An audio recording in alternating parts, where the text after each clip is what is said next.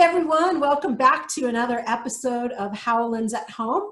I'm Maria Horner, and joining me today is Eli Sperling. Hey Eli, how are you? I'm great, Maria. How about you? I'm good.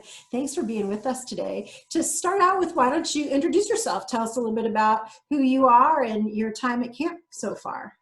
I'm Eli. I'm going to be a junior in college next year, starting in the fall. I'm going to be attending Cal State Long Beach. As a kid, I went to camp for 5 years. I started in Squall and went all the way through to Senior 2, which is the SILTS program, or Senior 3, which is the SILTS program. And then I took a little bit of a hiatus from camp, and then I came back 2 years ago to be a cabin counselor. And the last 2 years, I've been a cabin counselor at camp, and 15 out of the 16 weeks that I've been working there, I've been in the cabin of tugboat. You are indeed the tugboat counselor. And for those of you who aren't familiar, that means Eli has been the counselor for our youngest boys at camp, and he's really, really good at it. So where are you right now? How are you? What are you doing during this time of staying at home?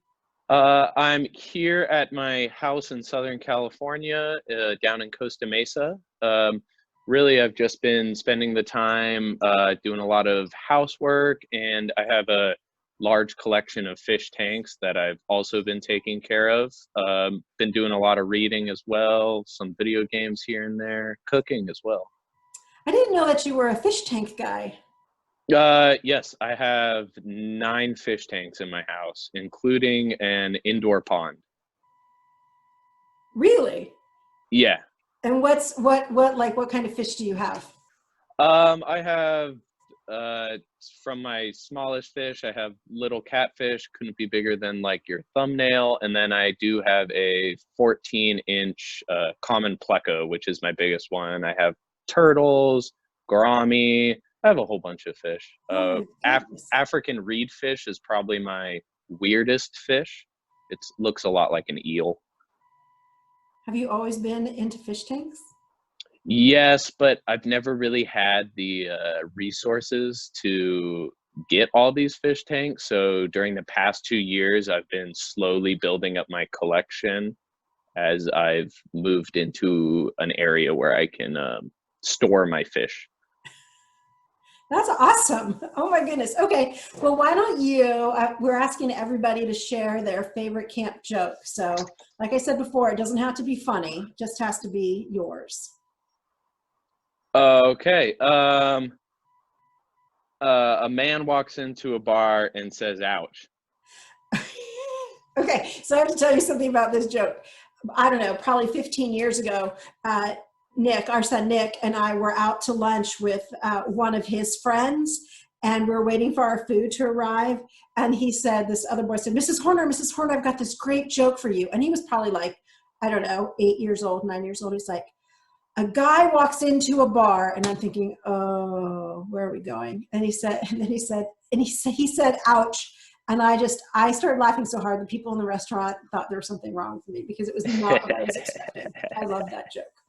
Okay, so you have been around Catalina Island Camps for a while. Share with us some of your favorite camp memories, whether as a staff member or a camper or both.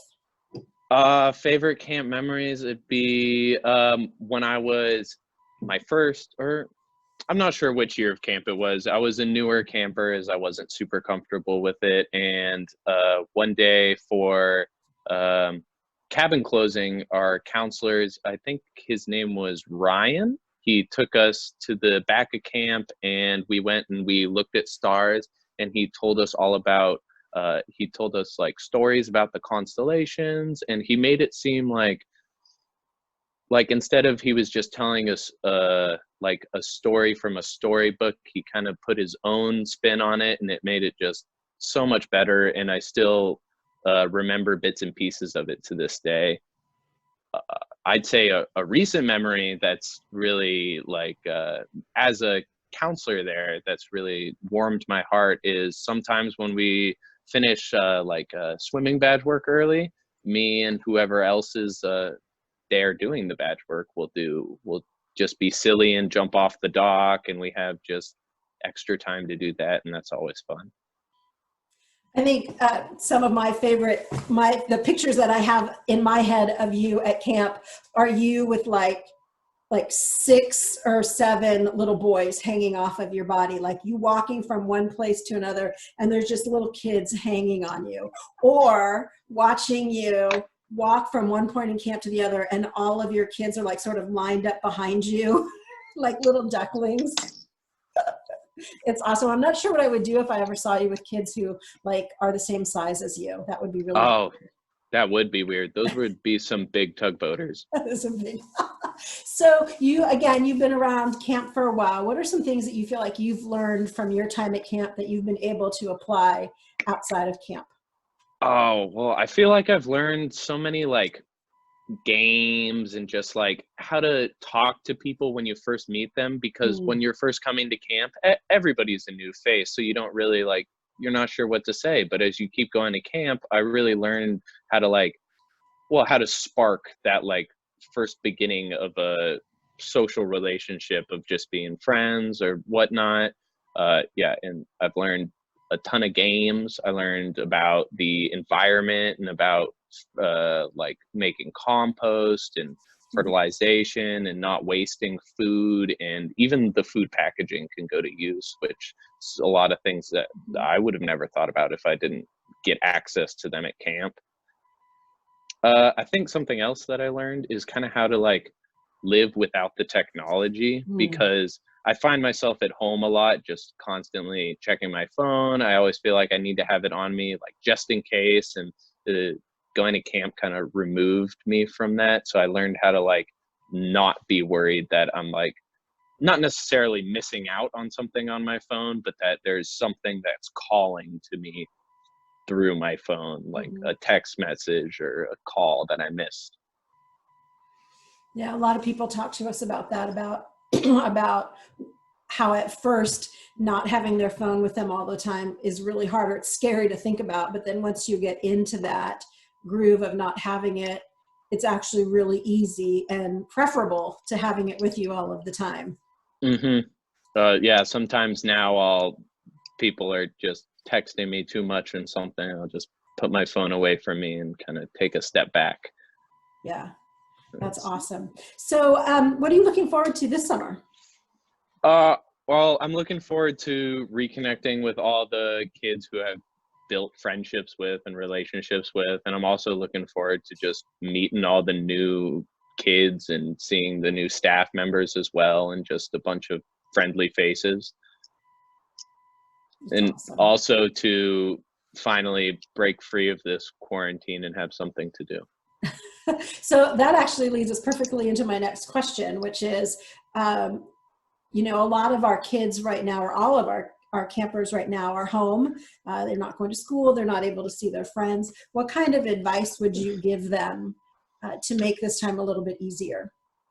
Oh, I'd say, I mean, personally, I prefer, like, instead of watching a TV or movie or anything, I prefer to sit down and read. I feel that it's more of an escape than TV or movies and such, as you're just so drawn into like a book that it's like, well, it's like you're not sitting on your couch at home for the past 2 weeks, because you're now in the world of that book. You're slaying a dragon or journeying across a mountaintop, something like that. Also, if you are more of a homebody and you're just sitting around playing video games all day and you really don't have a problem with the quarantine, then you just got to make sure to get up every once in a while, because sitting down for 4 to 5 hours straight is not very healthy for you. That is true. And that's funny that you say that, because I do remember seeing you walk around camp all the time, like on your time off with a book. Oh, yeah. Yeah, I love reading. That's my main hobby. What are you reading right now? I am currently on book 13 of a 13-part series called The Wheel of Time. I believe the last book is called A Memory of Light. HBO is going to be coming out with a television series, much like Game of Thrones, on it soon. So I'm excited for that. That's awesome. That's awesome. Okay, so Eli, the other thing we want everybody to do is to sing a song for us. So what do you got? Well, My favorite camp song is the hippopotamus song, and I feel like I need to do the motions That for would it. be awesome. Although I'm holding my phone, so bear with me while I try and balance it.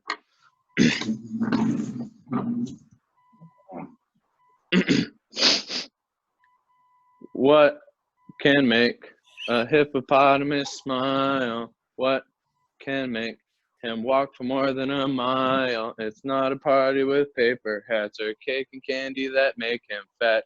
That's not what hippos do. They ooze and goose without any shoes. They wade in the water with and blue. That's what hippos do. Fabulous, just fabulous. You know, we went to, Tom and Nick and I went to Africa this fall. I'm so glad that we were able to take that trip. Now looking back, it was like, wow, it would have been a huge bummer if we'd had that trip planned for like February or March and not been able to go. Yeah, that would have been super I disappointing. loved seeing hippos because those are my favorite animals, and they are massive.